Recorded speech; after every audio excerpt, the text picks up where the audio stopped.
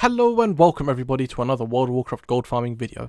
So in this video we're going to be doing another vendor trash and potion of luck farm, and I have a few of them here, and these potion of luck allow mobs to drop extra treasure in Pandaria, and this also works in raid instances and in dungeon instances as well.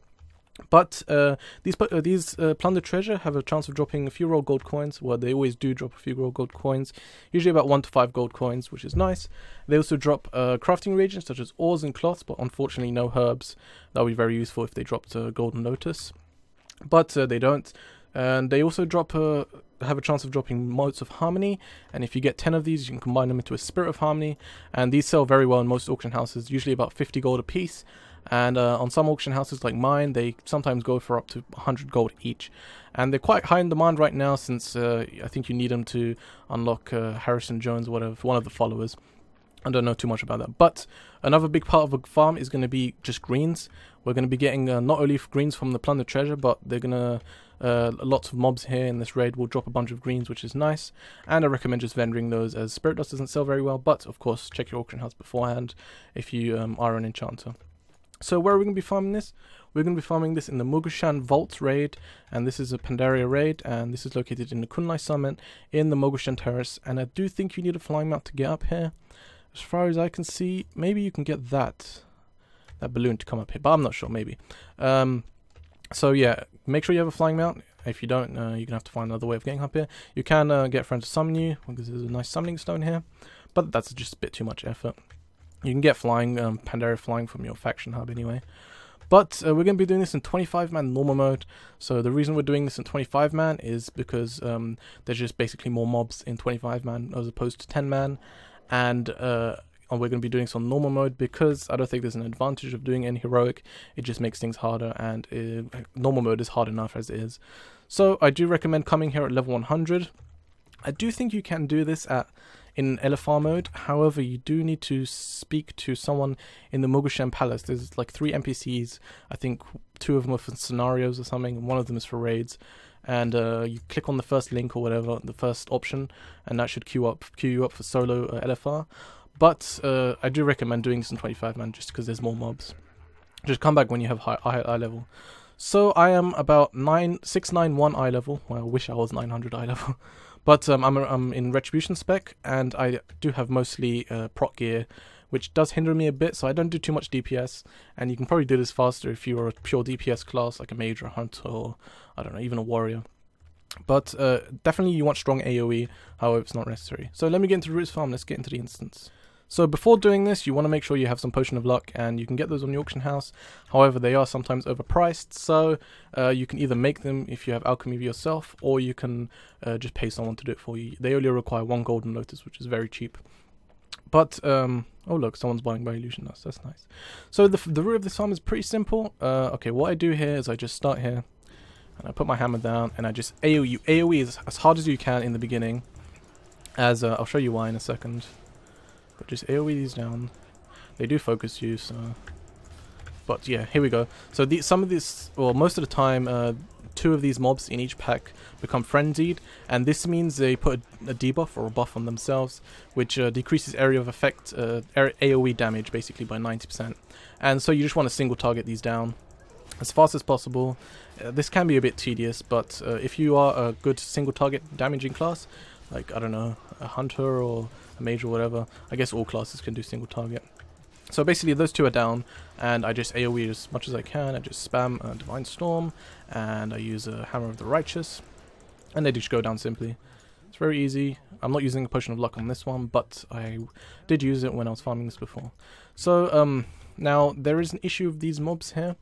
Now these 4 mobs, they put a debuff on you. I don't know what it's called, but it basically it's a stacking debuff, so it goes from 0 to 100, and it basically slows you, and once it gets to 100 they petrify you, so they basically turn you into stone. And when this happens, you don't die, but you do drop all aggro, and if you can't kill them fast enough, it's just a hassle. So with my Retribution Paladin, since I'm in proc gear, I just ignore these guys, just avoid them, and you can't even bubble out of these the debuff, which is very annoying. So what I recommend doing is just run up to the first guy here, and then pull him across here to this corner here.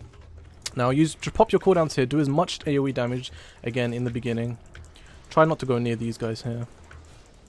So as you can see, I'm doing loads of AoE damage, and then here you go. They become frenzied, and you see they're already at 50% health. So that just allows me to kill them quicker. They do get a health debuff as well.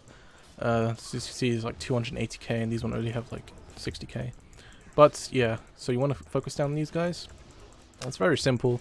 There's basically 3 packs, unless you want to kill the mobs in the middle, which I don't really recommend. There's only 4 of them, and they do have more health as well. Yeah, just a little bit, but I don't recommend killing those unless you have a good enough DPS. So let's just finish these guys off, and then you basically loot. You should only have to loot once. But as you can see, you do get a bunch of these sharp fangs, and because of this, they will fill up your bags very quickly, and that means you definitely want some big bags, hexweave bags, or like the royal satchels or whatever they're called from Mists of Pandaria. And if you don't have big bags, you should get the Traveler's Tundra Mammoth, or the other one, I don't remember what it's called, the Yak. And you can basically vendor your stuff outside, since there are no vendors around here. There might be vendors like in here in the Temple of the White Tiger or One Keg, but that's just a bit far. So I do recommend picking that up. It's a good investment. I think it costs like 20k. I don't know, maybe it was 10k. I don't know, but I think you can get the price down through reputations, which is nice. But yeah, other than that, this is basically the route of the farm. This is what I do. You shouldn't have too much trouble if you're highly geared. I have decent gear, not too much. I am in proc gear again. But the Mark of Supreme Doom is the trinket from Kazakh. Gives me plus 500 leech, which basically saves myself. If you look at my health now, it will keep going up. And I don't have to heal myself. I don't have to use Flash of Light or Word of Glory. It just goes up by itself, which is really nice. I also do have a glyph of Divine Storm. Yeah, here we go. It just heals me. That's nice to pick up. So you know how to play your class and just use your class abilities as best you know. But that's probably about it. I think they do put a debuff. Yeah, they do put a Stundering Bite on you, which reduces armor. And this is not really an issue, to be honest. I think it only stacks up to 60 maximum, 60%. And that's not really a problem. If you're clothy, then, I don't know, you'll probably get down your armor quite a bit, but it shouldn't really be a problem. Especially if you're if you have like a Frost Barrier, or if you have things like Sacred Shields, basically magical barriers, which will basically negate all those effects. But that's about it, to be honest. Let's see what else. Yeah, do recommend doing this in DPS spec, since you will need a fair amount of single target damage. I tried doing this in prot spec, and it was complete failure. Even on LFR, it just took way too long. It took like 3 minutes or 4 minutes per run. But yeah, be a DPS spec, and it usually takes me about 3.5 minutes, 3 minutes and 30 seconds or something like that per run, and sometimes a bit quicker, sometimes a bit slower. And again, you could probably do this in about 3 minutes per run if you're highly geared. But 3 minutes and 30 seconds per run, so it usually takes me about 30 minutes to 35 minutes per to hit the instance limit, basically. What I usually do is, if you want to carry on farming, you can either go to Sraves, which is a nice place to farm the Potion of Luck farm, basically, or you can go to Skyrange here, which is a bit closer, or Unga Ingu, which is nice if you're something like a druid. But I basically leave my druid in Sraves or Unga Ingu, which I think is the best ones, and I just basically farm there, and I come back in half an hour, and then I come here again with I log into my paladin, and I carry on doing this, and it's basically very simple. But I guess that's it for the explanation part of the video. Let's get into the gold breakdown. So I farmed this for about approximately 30 minutes before I hit the instance cap, and in raw gold it was 0. These mobs don't drop raw gold, but in plunder treasure gold, well, basically the gold that came out of the plunder treasure, it was 160 gold in total. And for vendor trash, so basically the fangs that you saw, the things that spammed my bags, and there are these weird stones, and I think if you get 5 of them, they vendor for about 40 gold, which is really good. And that came up to 343 gold in total just from vendor trash. I got 31 vended greens. Well, I got 31 greens and I vended those, and that came up to 460 gold. So as you can see, that's a big money maker. I got 5 Spirits of Harmony, which sold for 50 gold each on my server, for 250 gold in total. I got 38 Ghost Iron Ore, which sold for 2 gold and 25 silver each at 86 gold in total. I got 24 Black Trillium Ore, which sold for 8 gold and 74 silver each for 210 gold in total. I got 53 White Trillium Ore, which was quite a lot, and that sold for 8 gold and 49 silver each for 450 gold in total. I got 34 Windwall Cloth, and you don't get a benefit from cloth scavenging since these are not humanoids. but those sold for 87 silver each for a total of 30 gold. I got 3 Ghost Iron lockboxes, and I don't have a rogue, but these usually drop around 40 gold worth of raw gold, and 1 or 2 greens, which comes up to an average of 60 gold each, and that's for a total of 180 gold. I got 33 exotic leather, and that sold for 81 silver each, and that came up to 27 gold in total. So in total, in 30 minutes, I made 2,196 gold.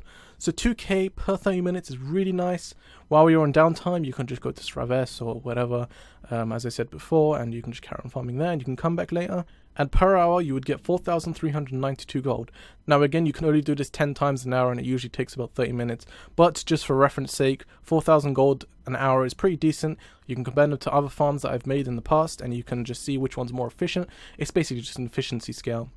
So it's decent, it's nothing special, it's alright. It's nice to change it up a bit and do some instance farming while you're farming Straves or Unga Ingu or Skyrange or whatever.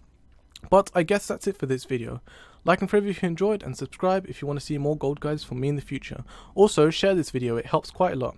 But until next time guys, bye!